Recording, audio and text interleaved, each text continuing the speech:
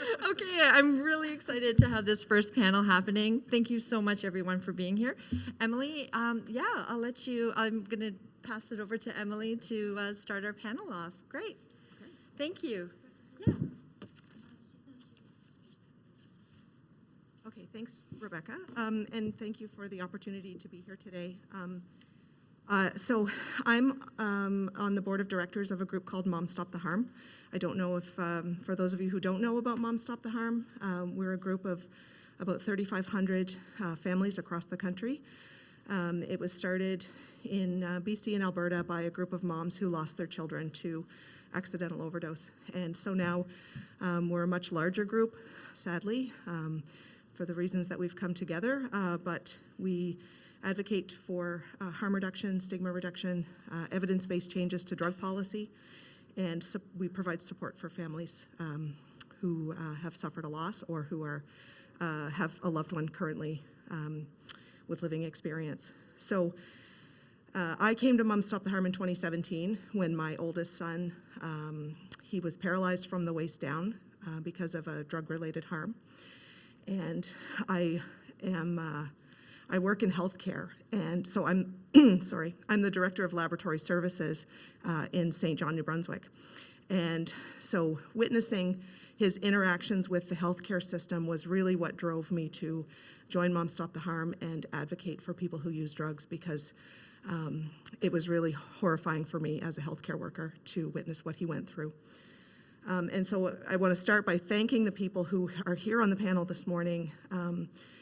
And I just want to recognize how brave they are to be here, because Western medicine, we traditionally are very evidence-driven, and we often discount the voice of the patient as anecdotal. And so the additional challenge that these wonderful people face is the stigma and the criminalization of their health concerns. And so I want to start by thanking them for being here and putting themselves out there, and thank you all for coming to hear what they have to say. So to introduce the panel, we have right here beside me is Giulia Giorgio. Did I say that right? Okay. She's the founder of the Cape Breton Association of People Empowering Drug Users. She's Undoing the Harm Project Director and the Project Manager for MySafe Cape Breton. And then we have Katie Upham. She's the Harm Reduction Educator for SUNAR. And we have Emily Wadden. She's the Program Manager, SafeWorks Access Program, SWAP, and the AIDS Committee of Newfoundland and Labrador, and she joined us from St. John's this morning. And then we have a fourth panel member, and I don't think he's here yet, but he's on his way. Okay, so I'll introduce Carl when he gets here. I have them, thank you. Okay. All right, are you guys ready to start? Okay, okay. So my first question for you guys this morning is, what has been your experience with healthcare services such as harm reduction, OAT, and or safer supply in your community? Katie, do you want to start? Okay. On, though? Can you hear me? Yeah? Okay. All right. Overall, I've had very negative experiences with opiate agonist therapy and safer supply in my community. They've been quite disempowering, stigmatizing, and even traumatizing at times. To illustrate this, I wanted to discuss my experience with the opiate treatment clinic in my community when I made the decision. Sorry. Is this still on? No? Yeah. Okay. When I made the decision, thank you, to be weaned off of methadone, it was apparent over the 8 or so months it took to complete this taper that my goals as a patient were not accepted or respected. I was told at almost every monthly appointment for almost a year by multiple doctors that it was a bad idea to reduce my dose, that I would not succeed, and basically that I was doomed to fail. It was even suggested to me that I would return to use promptly and die as a result. Every appointment I had to reiterate why methadone was not for me, that I did not want to continue with any opioid agonist therapy, mainly because of their controlling, stigmatizing, and carceral practices of surveillance and punishment. I was desperate to be unattached to the clinic and pharmacy. It was so disheartening to leave every appointment wondering if I was doing the right thing, and at times I did doubt my ability to be free from the program long term. But I am stubborn, and I persisted. There was also one member of their staff that I will be forever grateful for. In times of anxious self-doubt, their encouragement was my saving grace. It has been 15 months since my final dose of methadone. It was the correct decision for me.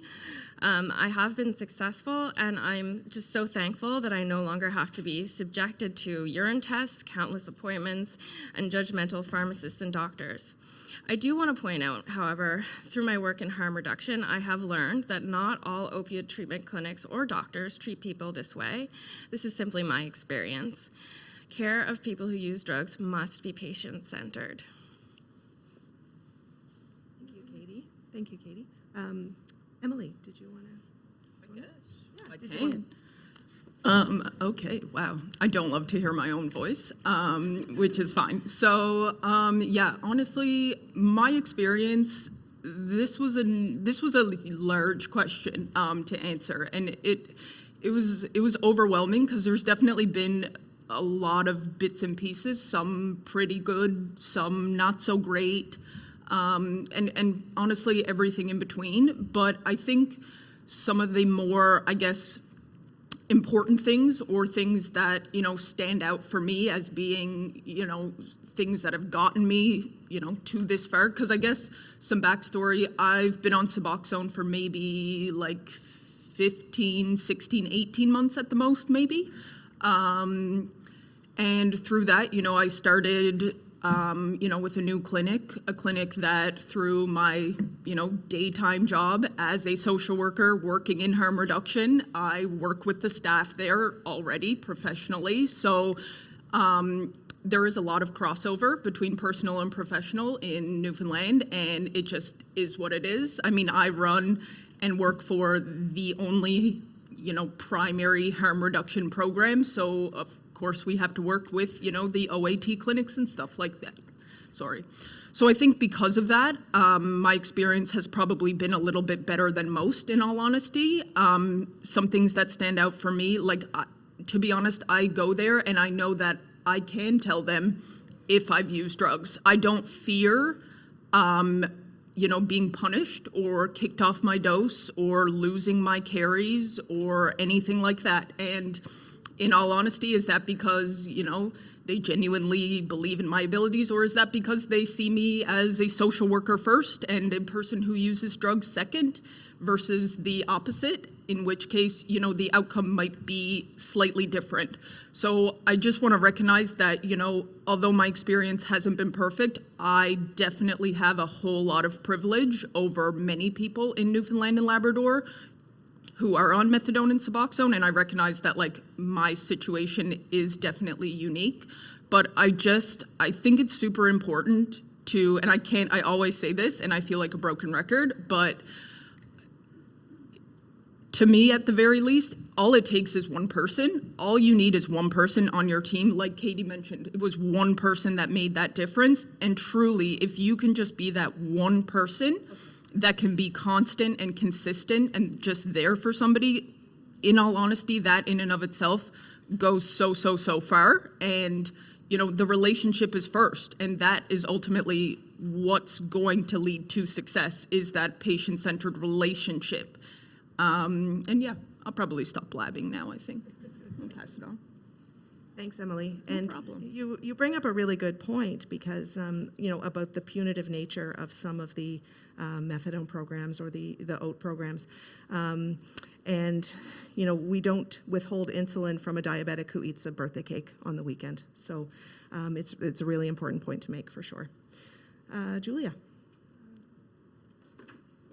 Yeah, similar to my fellow panelists here. I too was on methadone. I still am prescribed methadone. And where I live in Cape Breton, I think I should say in general, there needs to be more access to safe supply. There's currently no safe supply in Cape Breton. As much as we've had opportunities, which I'll discuss a little more later probably, So currently, things are a lot better than they were when I arrived back in Cape Breton 6 years ago. I'm pretty privileged too in that I was granted the opportunity to work at a pretty good job at our harm reduction organization, the Ally Center. Was hired to be the community naloxone trainer as part of the rollout of our province's countering the opioid crisis. So I think it's important to identify that methadone, Suboxone shouldn't be the only options for people, and that people continue to die and not be able to access service because that model doesn't fit for them. And the medicalized model shouldn't be the only model for people. And I think the more that the Western, as you mentioned, the Western approach is part of the problem, right? It's we need to be able to inform our care, like to let people know what it is we need. And it isn't until we are taken seriously that things will start to get better. So yeah, I personally am lucky because I was able to keep my family doctor. I was on methadone many years off and on, and it never worked for me. I had a lot of pain, a lot of dependency. I was a heroin user for many years. And and as I've said at different presentations before, I guess a lot of you probably haven't seen those, but, and I don't want to take up too much time, but it wasn't until I found a doctor willing to prescribe my drug of choice that I was no longer criminally active and no longer had to source my drugs on the street. And that's what changed my life. And if more of that were accessible to people, you know, there'd be a lot less harm. So what was the question again? What experience like with healthcare systems safe supply? Yeah. So the ORP program in Cape Breton has really gotten a lot better, I gotta say. You know, they amped up service. When I moved there 6 years ago, there was still a wait list of 6 months, which was crazy, right? And now we have more people on methadone or Suboxone than Dartmouth General and Direction 180 combined. So like almost 900 people at the 4 opiate recovery programs. Even the name, you know, it's like they label the title of the assisted medication recovery as if that's everybody's goal, right? When a lot of people, that isn't their goal. Some people just want to be able to get by with the substance that they may need to do that with. And yeah, so anyway, it's good though. It's a lot better than it was. But a lot more, there need to be much more options available for people. And our doctor shortage doesn't help either, of course. So the medicalized model doesn't fit, right? For everybody, because especially in regions like ours, where, you know, we don't have the doctors willing to take on people with substance use history. So yeah, methadone or Suboxone is really the only option there right now, and I'm lucky to have a doctor in Halifax that prescribes for me. And with the lifting of the restrictions, thanks to COVID, I no longer have to travel here for my prescription every month, which I once had to do. So it's all very restrictive. And yeah, need to create better access for sure. Thank you, Giulia. You made 2 really important points. One thing I heard you say was, as soon as you were prescribed your safer supply, you were no longer criminalized. And I think that's really, really, you know, really important to emphasize.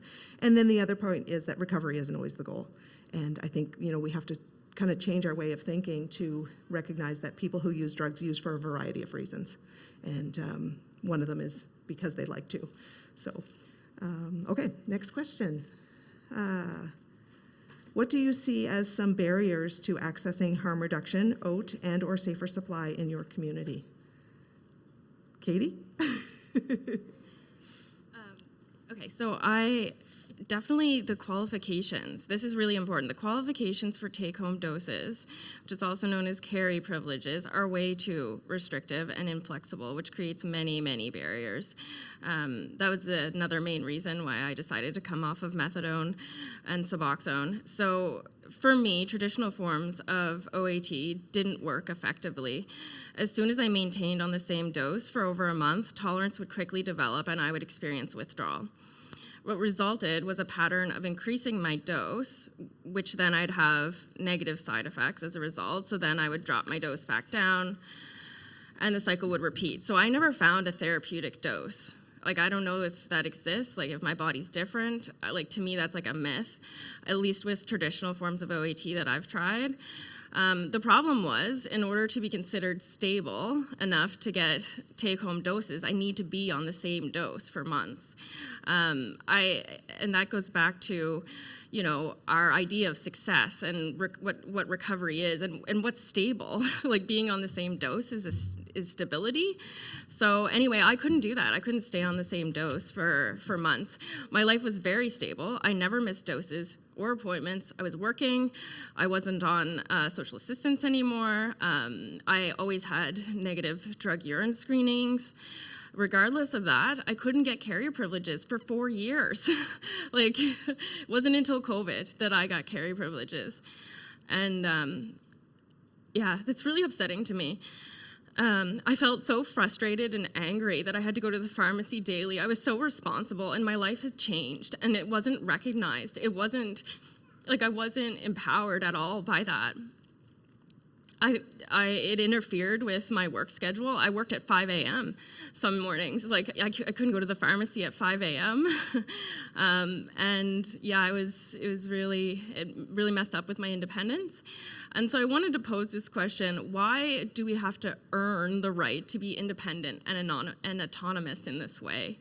Why do we have to earn trust and special privileges if substance use disorder is simply a disease, as the majority of the medical community believes? Why? And another huge barrier is the inability, at least in my experience, to talk about substance use or access substance use treatment without consequences. So at one point in my life, like Giulia, I was prescribed Dilaudid because I was diagnosed with pain from the chronic pain from the pain clinic. So my family doctor prescribed hydromorphone upon their recommendation. I was injecting that prescription because that is what I needed to feel well, to deal with my physical and emotional pain and my sensory processing disorder. I want to say we do not have easily accessible treatment in our healthcare system for those issues at all, especially for people living in poverty, which I was at the time. And Dilaudid worked very nicely and almost immediately to treat these issues that were interfering with my life. And I also want to point out that even though I had a version of safer supply, in that I had access to a pharmaceutical alternative to the street supply of drugs that worked for me, I did reach a point in my life when I wanted to change my relationship to substances. So some people think if we give a safe supply to people, we're enabling them, or like they'll just continue forever. That wasn't the case for me, like not at all. So I started experiencing significant consequences from my injection drug use, and I decided to go to detox. The detox doctor notified my doctor that I was using Dilaudid in a way other than what he had prescribed. She didn't tell me this either, she just called him. And I lost my doctor immediately. I got a scathing letter in the mail. I never got to actually talk to him face to face, not a phone call. And he divorced me as a patient. I was shamed, and all the stigma from society was reinforced in that letter, suggesting that I was indeed a bad person when what I did was seek help, which should have been respected and celebrated. Through my injection drug use, I was told I was undeserving of the very basics, a family doctor, which I waited years to get another one. I feel very strongly that moral judgment of a patient's behavior has no place in medicine. After losing my doctor, therefore my prescription, my mental, physical, and substance use health deteriorated significantly. As Giulia mentioned, I became criminally active, and at that point I hadn't. And my distrust of healthcare systems remains to this day, and I see it persisting indefinitely, which makes it really hard for me to engage with healthcare providers who really do care, who are empathetic and non-judgmental. Thanks. I'm like terrified. I'm terrified to lose the current doctor that I have right now because I'll be right back unless things change in our government or our system and access is created for people like us. I'm going to be right back where I was, 15 years ago. So it's terrifying to me. And there are so few doctors willing to prescribe a legal, safe supply. It's bizarre. Thank you. Thank you for that, Katie. I'm glad you brought up the subject of the lack of trust between patients and physicians. When my son was recovering from his paralysis, he had to learn how to walk again, and he was prescribed Cadian. And I'm fortunate that I work in a very understanding environment, so I went to the pharmacy every day to pick up his prescription before I went to work, and because he couldn't drive, he didn't have the use of his legs, and so it really made me wonder, how people who don't have a really supportive network, how do they manage this? How do they navigate it? So thank you for that. The other thing I heard you say was about the behavior-related health condition, and we do stigmatize health conditions that are related to behavior, such as obesity and sports-related injuries and things like that. But drug use is the only one that we criminalize, and so that's a really important point that you made. Thank you. Em, did you want to go? Did you want me to repeat the question, or are you good? You got your notes? No, I think I'm good. Okay. It's I'll figure it out.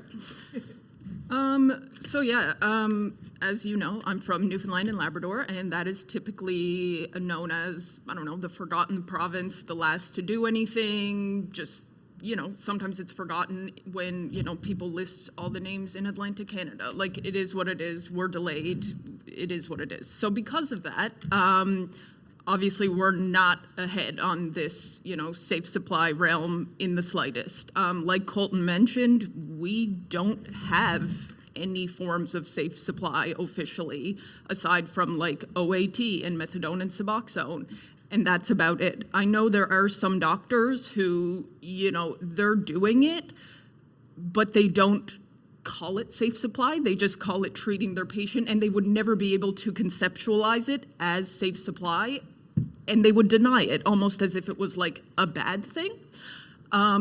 So there's a lot of, I think, secrecy, I guess, like that. There's a lot of lack of knowledge. And for individuals, so basically in Newfoundland and Labrador, half the population lives in the capital city, and the rest of the population is spread out throughout the entire province, half of which is attached to the mainland, and obviously the capital city is not. Because of that, access is really, really complex the further you go, honestly, away from the capital city. And I'm not sure if that's maybe similar to here in some ways or PEI, but it's hard. And in many places, there might be one pharmacy. You might have to drive an hour to get to that one pharmacy if you're lucky. And unfortunately, in places like Labrador, there are maybe one or two prescribers. There's one fella who is playing this, savior role, who purchased a private plane and flies into all these rural and remote communities and writes prescriptions with no real support or care for these individuals. But unfortunately, he's filling a need that nobody else has addressed yet. So there are a lot of those barriers. But the biggest thing that, I see working at SWAP, which is basically the local, not needle exchange, but needle distribution, if you will, is this idea that Katie mentioned about this moral, ethical decision-making on the part of, be it a pharmacist or a nurse or a doctor. We see that all the time in many small communities, even in the capital city. Folks go to the pharmacy to get their dose of methadone and Suboxone, and many people don't use our program. Many people still don't know that it even exists, and many people are too afraid. So because of that, they prefer to go to the pharmacy to purchase needles. And in many communities, if you're on OAT at that pharmacy, they won't sell you needles. In some pharmacies, it depends on the pharmacist that's working. if you will get needles or not. And all of this is very interesting to me because, you know, a pharmacy is a business. Wouldn't you want to sell the most amount of stuff? And, you know, when did it become part of that pharmacist's role to be this moral decision maker about who can obtain, you know, safe supplies to use drugs and who can't? Not to mention a breach of confidentiality on the part of, you know, the patient. Absolutely. and Like, the so user. honestly, folks in our province, like we're still struggling with very, you know, basic foundational issues right now. Like, we are in no way prepared, really, at least systematically, to take this next step because we have no support for it as it is. You know, we don't have an OPS, and it would be great if we opened one. However, it wouldn't change a whole lot. You know, there's no support networks to manage referrals that they might get or to support folks in counseling or treatment or detox. You know, during the pandemic, and this is the last note, during the pandemic, our detox went from 19 beds to 6. We have one detox in the entire province of 500,000 people. So they put it to 6 beds.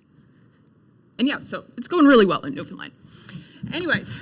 Yeah, it's similar in Cape Breton. Like, they cut the beds and they ramped up access to methadone and Suboxone, but a good portion of the people that were problematically using, unfortunately, just switched to another substance, being cocaine is now rampant. Injection cocaine use. And so people that weren't originally injecting cocaine, their drug of choice was opiates, have now transitioned to that and are in much worse situations with drug-related infections because you tend to inject cocaine more frequently, and a lot more harm and death. Like, anyway, lots of problems, but what I see is some of the biggest barriers to accessing safe supply in Cape Breton is our doctor shortage and the stigma and morals that surround the community currently, because we were home to the prescription monitoring system originally back in the days of OxyContin. And so, and that system of flagging people who are prescribed narcotics and having to undo that mentality. So for the doctors that are still there from that era, that then have to shift their mentality to supporting the drug user and giving them the substances that they were just told that they have to not overprescribe, is kind of, you know, you're having to undo that way of thinking. So yeah, the medicalized model itself is a struggle to get more people on board, to get access to what it is we need. Our federal health minister, Patty Hadju, back in the beginning, when they created the exemptions at the beginning of COVID or whenever it was, a couple years ago, encouraging physicians and surgeons and like the governing bodies in the provinces, because unfortunately our provinces are the ones that are designated to control health services. So, but I wish that with the opioid overdose crisis that we're currently up against across the country, whether it's one person a day or one person every 80 minutes, I think it is, dies in Canada from an overdose. So whether it's one person or like 6 a day, you know, or 1 a week, it doesn't matter, it's still a person and it's still a rampant problem. And I wish that the federal government would step in the way that they have with COVID, because we are still people, but because we're so highly stigmatized as drug users, nothing's being done, and it's really frustrating. So yeah, there's lack of meaningful inclusion of people who use drugs too within all systems. And because it's a prohibitive, the narcotics that we're talking about are considered, you know, class 1 narcotics, and they're currently, we're criminalized for using them. That's also a big part of the problem, right? Regions like ours that have the highest rates of overdose death, drug-related harm, as I mentioned earlier, combined with the unwillingness of the province to support evidence-based services such as safe supply, yeah, we really need the feds to step in, and because I don't foresee enough change happening at the rate that we need it to as people who use drugs. I can't imagine being somebody that's currently like working at the Ally Center as I did for the past 6 years, and now directing this project to try to undo the harm of stigmatization and criminalization of people who use drugs. It's a huge, huge task I have ahead of me because of the nature of the climate of what we're living and what we're up against. We're still, as long as we're criminalized for using substances and don't have access to a legal, safe supply of drugs, it's going to just perpetuate. Nothing's going to change, right? So I see the system, the policies and protocols and the laws that are currently in place that trickle down through all systems, including our healthcare system and every system that we are expected to access. We're stigmatized at every turn the minute that it's identified that we're current or former drug users. So yeah, those are the things that I feel need to change before anything else is going to get better. And it's good that there's a trend to listen to our voices here, like at a panel like today and previous ones, but it's not enough. It's, you know, it has to be more than just a preaching to the choir, tokenistic things. We should be on every service that we are expected to access in community, should have an advisory committee that's included around decisions and policy development. Without our input, nothing's going to change. We are the ones that know what we need, and the patriarchal top-down approach has never worked. And that's why we continue to die. Thank you. Thank you for that. The most recent number from Health Canada is 21 people a day are dying from. I think it's 6 a day in BC. Yeah. Yeah. And the numbers coming out of Ontario, who are practically our neighbors, are equally frightening. So, yeah, we have to take action now. So, this is good. And the other thing that I heard you guys kind of come out of your, especially, and when you were talking about the lack of trust from the pharmacies and from the physicians, which is, you know, kind of forcing people to lie so that they can stay safe, and which, you know, doesn't help with the trust issues between patients and providers.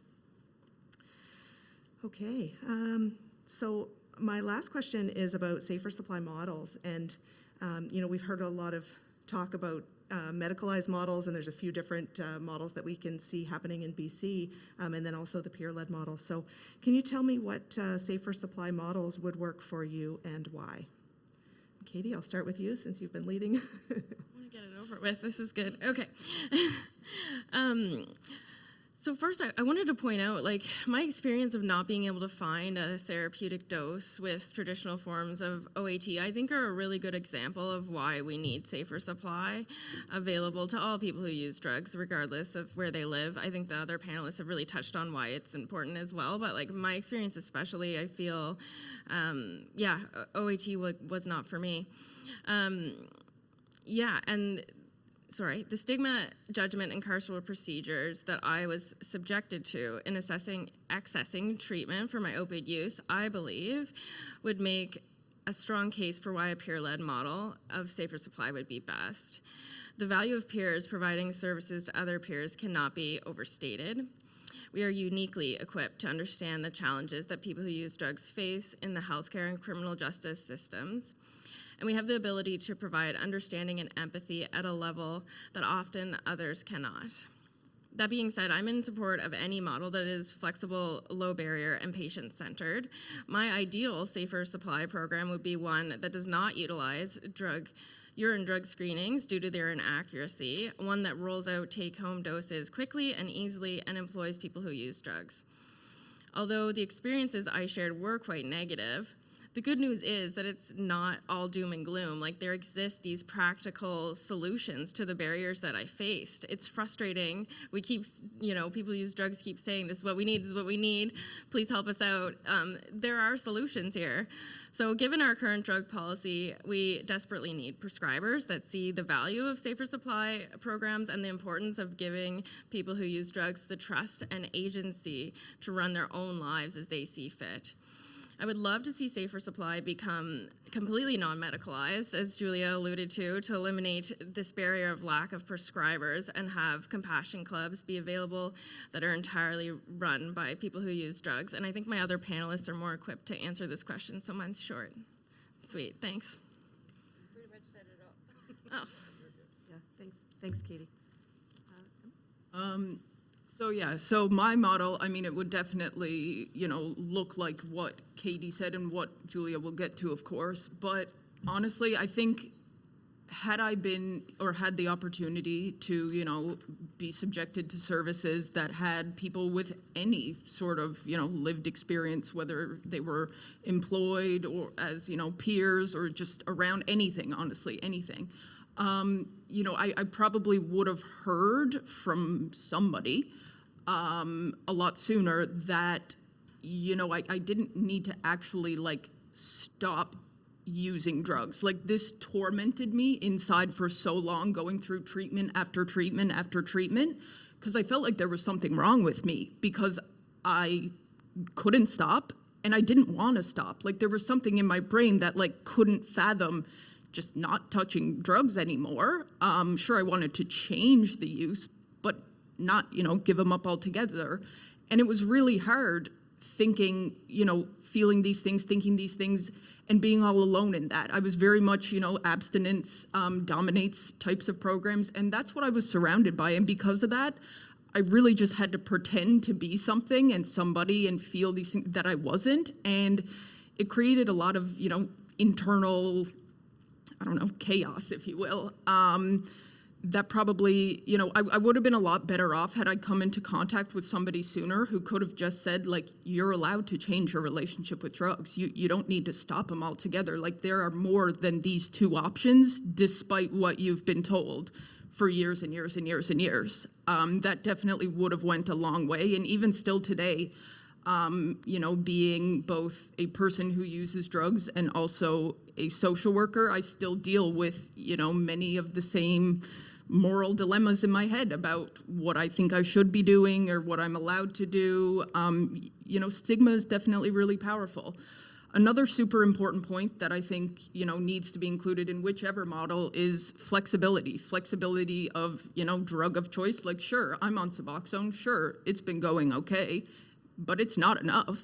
I always crave drugs. Like, it's not a secret. Like, I tell my practitioners this all the time, but it just kind of is what it is. Like, what else are they supposed to do for me? You know, like they're doing their job and I'm whatever. Like, it just is what it is, and that's kind of the end of the discussion. But it's not good enough. So any type of flexibility in, you know, drug of choice, flexibility in appointment type, be it, you know, in person or not in person, just flexibility in dosages. I, like Katie, I'm someone who, you know, in the past, I like to kind of play with my dose, if I can. And, you know, I'm fortunate that my practitioner has been supportive of that, but I can't imagine if she wasn't. I can't imagine, you know, asking her to maybe go down and then if it wasn't good enough, not being able to go back up automatically. Like, that's terrifying.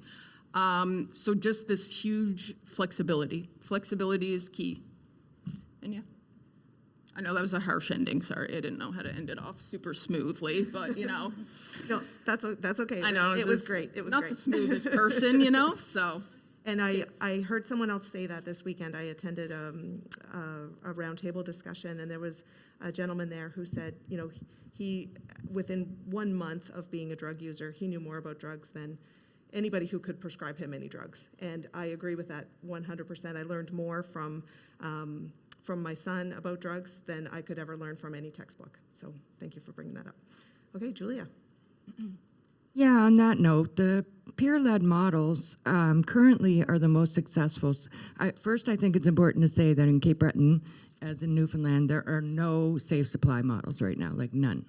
There is methadone or Suboxone, but as you've heard, it's not ideal for everybody, and it's not ideal for most in that they continue to use other substances, often illicit, which, you know, allows for all that harm to continue in their lives, and the criminalization and the poverty and the inability to get back any kind of quality of life, right? So, you know, I just had a thought, like back in the 90s when they had the Naomi trials in Vancouver, and they still do now, I believe, have, you know, more options than we do on the East Coast. It was a pilot project, but all the people that were on it, majority of them, I don't remember the percentage, but no longer used illicit substances, right? And so with the success of the project, if they had a rolled out access to that across the country at that time, imagine the amount of deaths that would have been prevented, like today, if people had access to their substance of choice, especially their opiate of choice. So, you know, we need more choice as people who use drugs. And there are companies out there willing to do it for us. There's Fair Price Pharma, who are working with Dolph out west, the Drug User Liberation Front, that have been handing out, you may have seen in the news, the cocaine, meth, and heroin, just to show the government that it can be done. But they also proposed another route of like producing producing the drugs here in Canada and through either a company, Fair Price Pharma, or you know, developing farms and employing people who use drugs, you know. And same with the peer-led delivery model, service delivery model of the MySafe, for example, model, which is a low barrier peer-led model. If we had one of those, and the machines are created here in Dartmouth by a company called Dispension, and if we had one of those machines, like everyone says, oh, they're so expensive. Well, how much is a life worth, you know?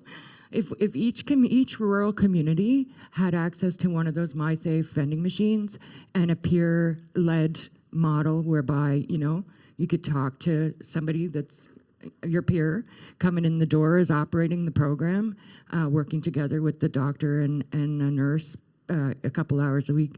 You don't need much to run it. It's a peer-led model, and it works. Right now in Canada, it's actually the most successful model of safe supply out west is the MySafe peer-led model. A couple months ago, I think only 3,000 people across Canada had access to safe supply across the whole freaking country.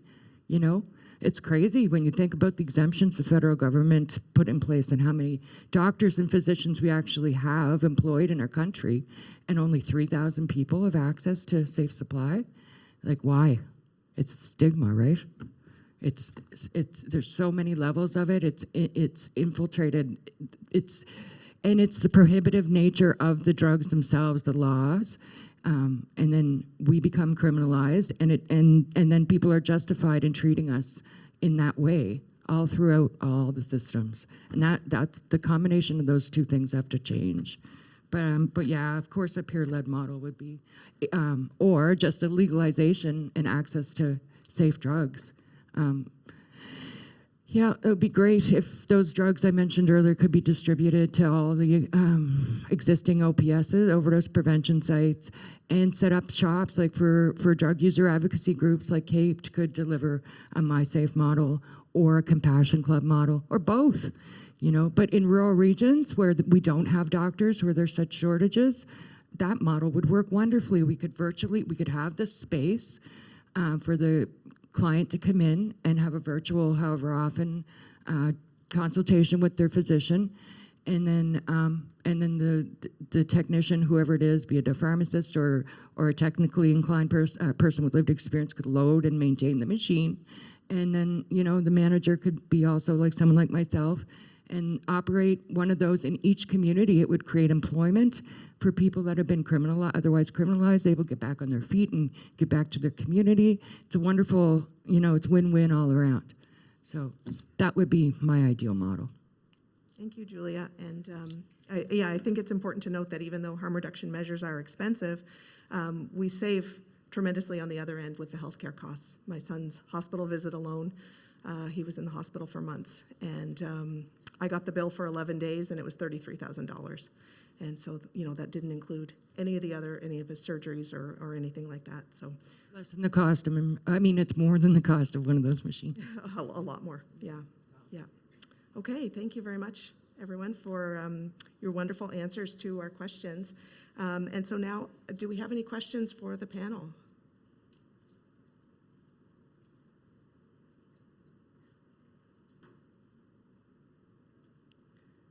Nobody has any questions? Oh, yeah.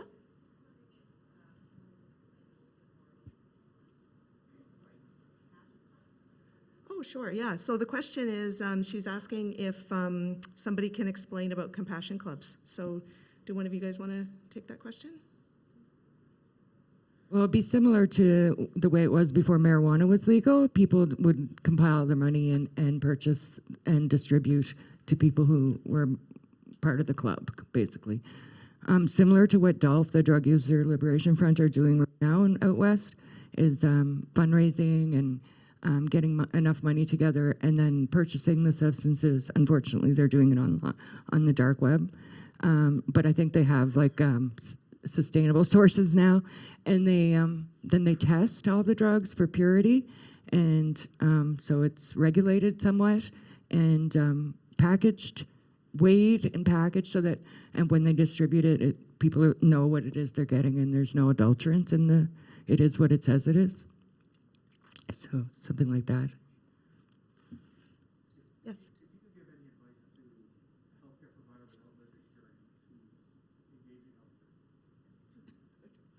Hello, that's better. If you could give any advice to a healthcare provider who doesn't have lived experience, just in terms of how to make your experience better, and I would appreciate that. I would say reach out to us, reach out to SUNAR, reach out to CAPE. That's why we're here. We're advocates that have lots of lived experience and would love to connect with physicians interested in supporting our community. I would say definitely leave your judgments at the door and just treat us as human beings and be kind to us.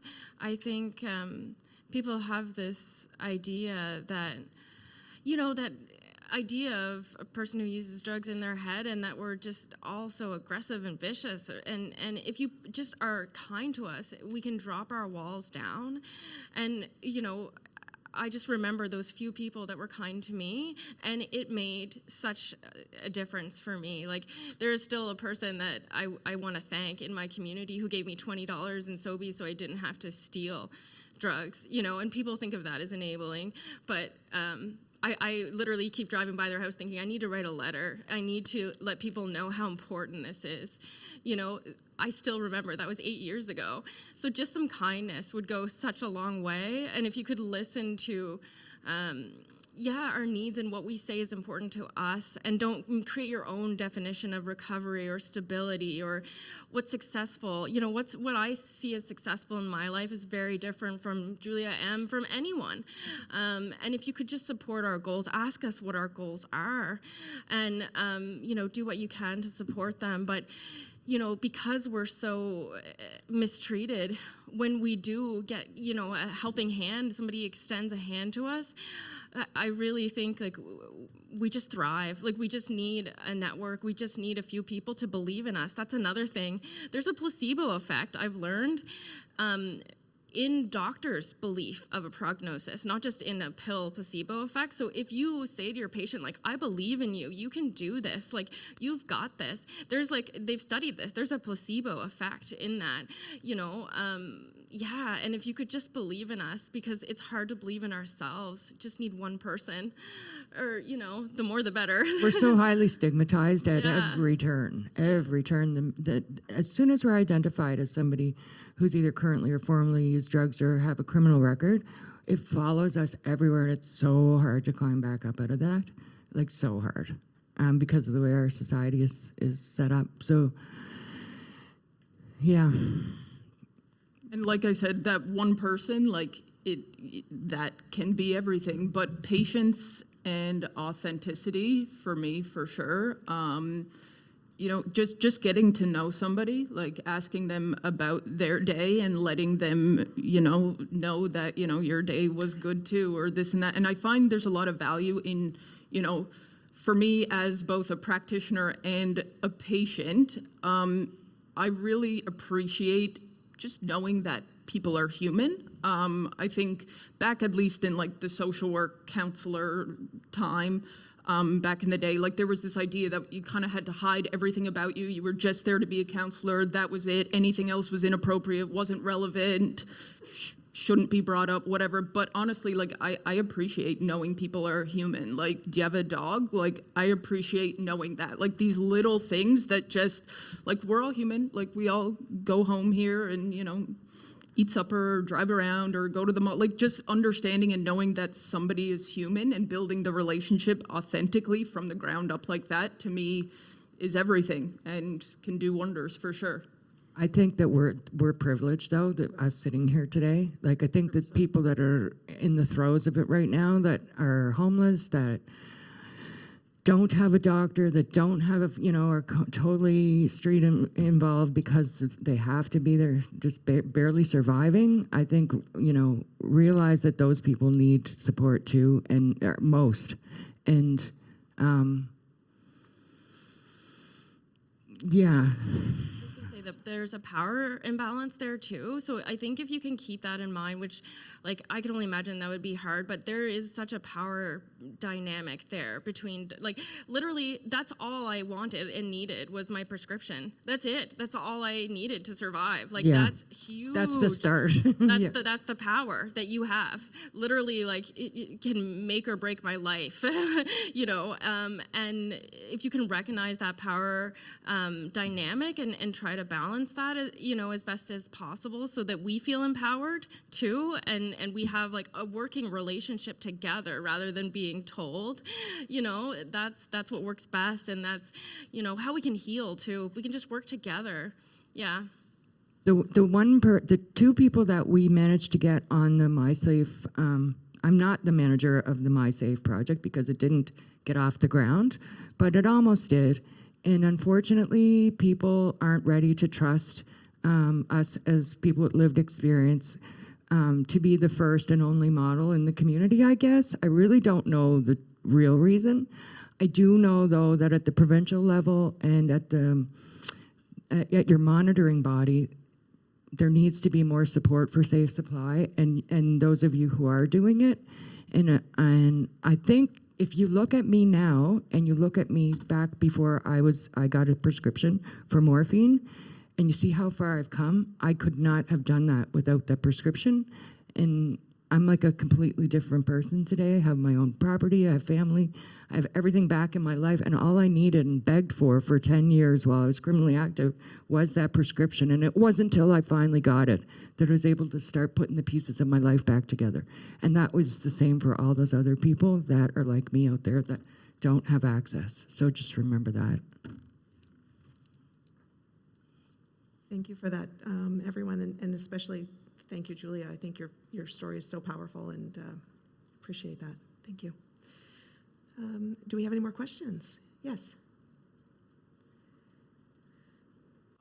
Should I introduce myself? Okay, so my name is Morty. I work at Mainline, and I'm a person with lived experience. But mainly, my question is, so what do you think it says about organizations that have a complete lack of lived experience on their staff?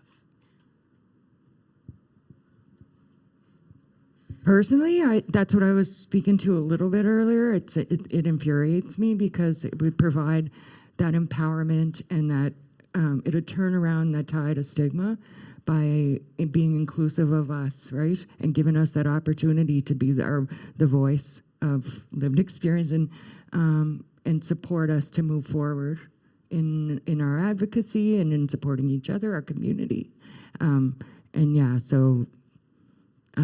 think at every service provision that involves services that that affect our lives, I think we should be there.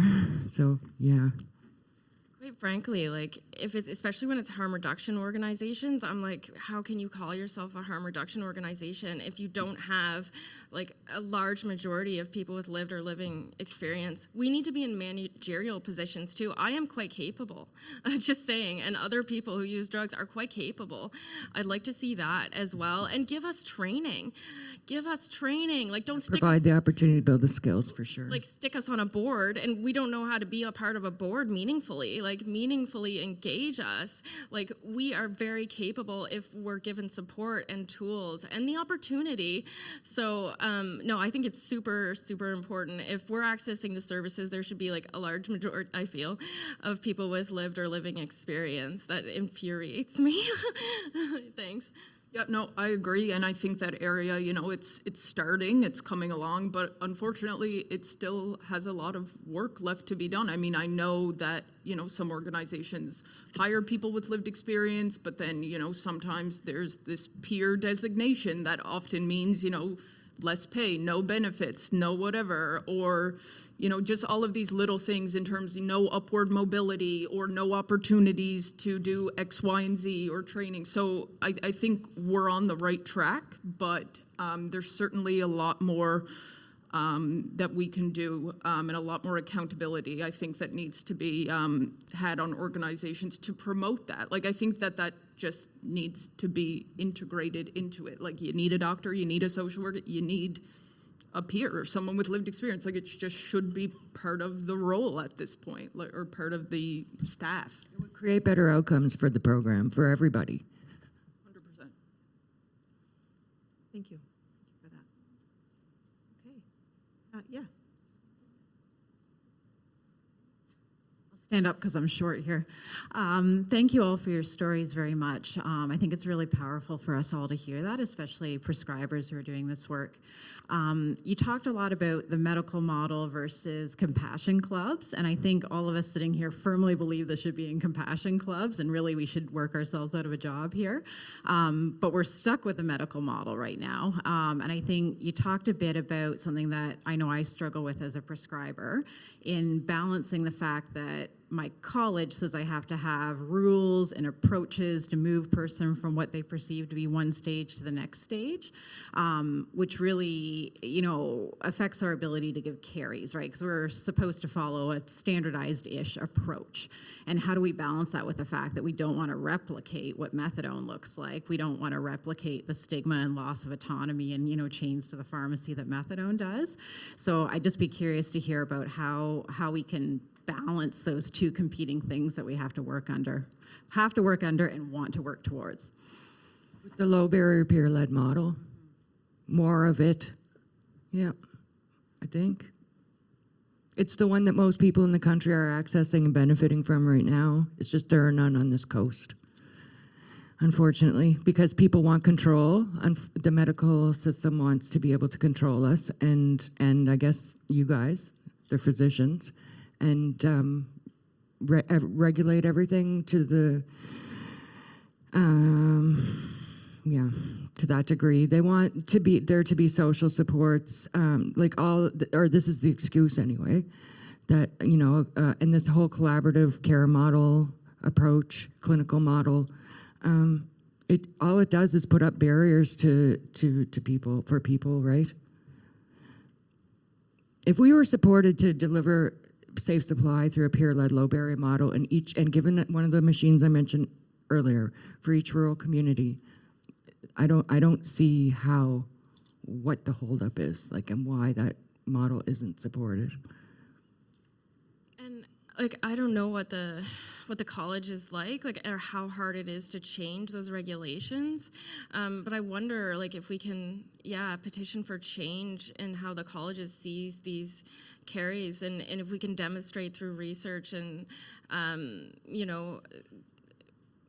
people's experiences with how empowering carries can be. That might take years. I have no idea how hard that would be and what kind of a fight you're up against. So maybe that's not a helpful suggestion, but I think Giulia's right as well with the MySafe. If people can just go and get their stuff distributed, I think there would be a bit of a challenge with that, with rural areas, with people having to drive to these. We need a lot of them. So I can appreciate that would be a challenge for sure. But if there was one central in each community, in each town, housed in a center, a drop-in type center that supports the community at large with other support services accessible there led by peers, I think it's a great opportunity to create employment and empower the community to be the voice that we should be at these tables where decisions are made about our lives.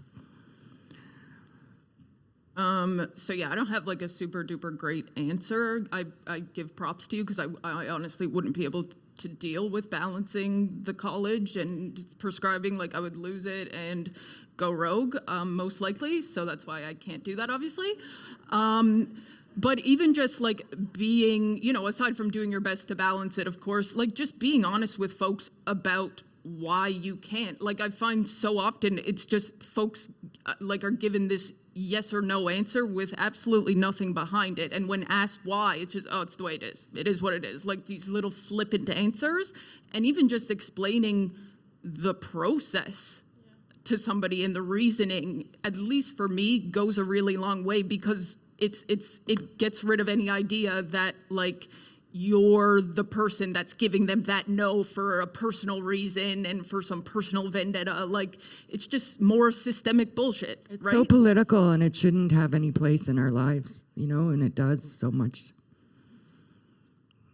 It's especially, you know, coming off of 2 years of the government proving to us that they can mobilize quickly in response to a health crisis. And here we are still in the midst of this crisis, and we have been for years. And I'm glad that we're going to be hearing from prescribers later on about the barriers that they're facing. So that's a really, really important part of the conversation. If Rebecca's listening to me, maybe this could be one of our next working groups, actually, is to consult on things like these with peer groups as well through the community of practice. Be happy to, eh? Any more questions?